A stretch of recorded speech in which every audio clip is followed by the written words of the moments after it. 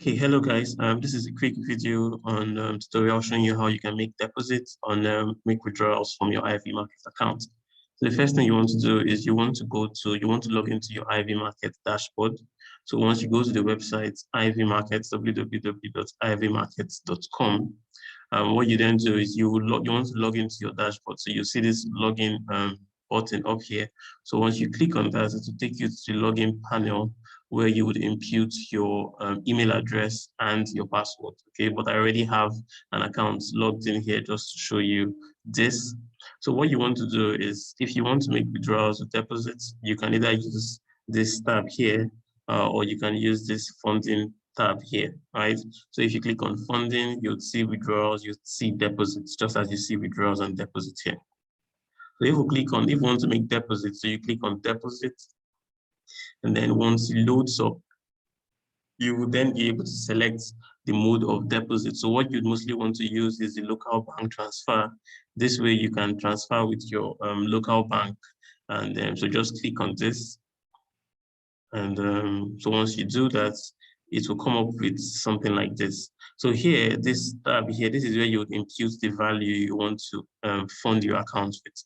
So if you impute, for example, $100 here, you want to fund $100. So if you impute 100, just click anywhere away from there.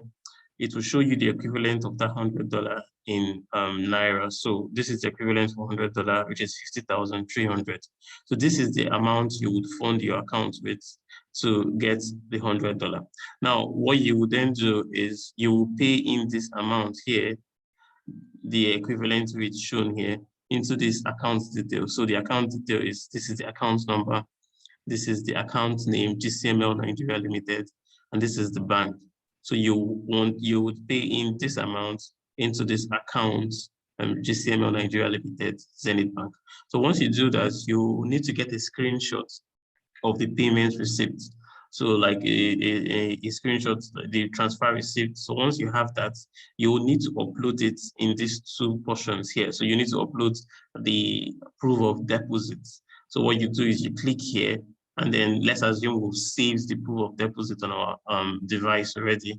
So you just locate where it is. Let's say this is the proof of deposit, although this is not it, but let's just assume this is the proof of deposit. You just upload it here and also upload it here again, right? So you do the same thing, upload it both places. So it has to be the proof of deposit. This is just for illustration purposes. This is not the proof of deposit. So once you've done that, the next thing you want to do is under this remark.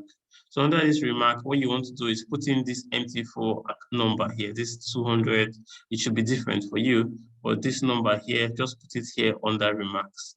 So once you've done that, you click upload and you're good to go, right? In a matter of hours, maximum 24 hours, it should be reflected on your account. So that is for making deposits into your account. For withdrawals, it's also simple and straightforward. For withdrawals, if you want to make withdrawals from your account, you can just go to funding and go to withdrawals, or you could just click withdrawals here. So if you click on withdrawals, you would also need to select the type. So the mode which you use to deposit would be the mode available for you for withdrawal. So now it's very important that when you're making withdrawals, you withdraw with the same account that you use to make the deposit. That is the only way it works. So you want to withdraw with the same amount of account used to make the deposits. And so you click on local bank transfer, and then you put in the amount you want to withdraw. So if you want to withdraw 100, if you want to withdraw $50, for example, you put in 50, and then it will show you the amount you're going to receive. And then what you want to then do is add bank details. So you're going to have to put in the bank card information, more or less the bank details of which the account will be sent to. So this is just so that the money will be sent to your account. And then once you've done this, you would need to send in your bank statements, a front copy of your bank statement. This is only done for first withdrawals. Once you've done that the first time, you wouldn't need to do that anymore. Once you fill all this information here the first time, you wouldn't need to fill it anymore for subsequent withdrawals. So you put in the bank name, let's say Zenith Bank or JT Bank. You put in the bank address, something like Lagos, Nigeria. You put in the account number, and you put in the SWIFT code. So you can easily Google the SWIFT code, and that is easy. So once you've done that, you click on submit, you go and you process withdrawals, and then you probably reach out to your account officer, send in your bank statements, and your withdrawal will be processed within the couple of hours, or maximum 24 to 48 hours at worst. Okay, so I hope that is clear, and you can easily rewatch the video if something is not very clear.